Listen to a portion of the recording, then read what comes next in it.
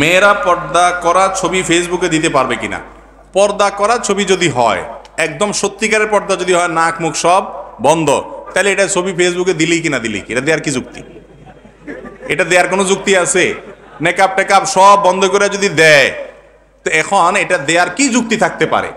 এটা দেওয়া উচিত না। ফেসবুক তো এখনো বাধ্যতামূলক করে নাই, করছে যে তোমরা ফেসবুকে প্রোফাইল পিকচারে ছবি দিতে হবে, না হলে তোমার অরিজিনাল ছবি না দিলে তোমার আইডি থাকবে না, এরকম তো বাধ্যতামূলক করে না। বাধ্যতামূলক করলে দরকার আইডি চালাবে না।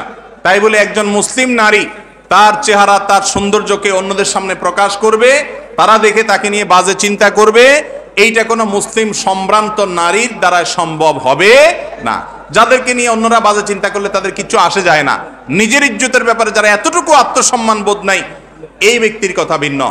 অতএব মহিলারা বিভিন্ন ফুল বা অন্য কোনো কিছু দিয়ে রাখতে পারে। আর যদি আপাদমস্তক পরিপূর্ণ ঢাকা ছবি দেয়, যে ছবি থেকে তার শরীরের কোনো অঙ্গ প্রত্যঙ্গ বোঝা না যায়, তাহলে সেক্ষেত্রে গুনাহ হবে না। কিন্তু প্রয়োজন ছাড়া এটা না দিয়ে অন্য কিছু দিয়ে প্রোফাইল পিকচার চালানো যায়।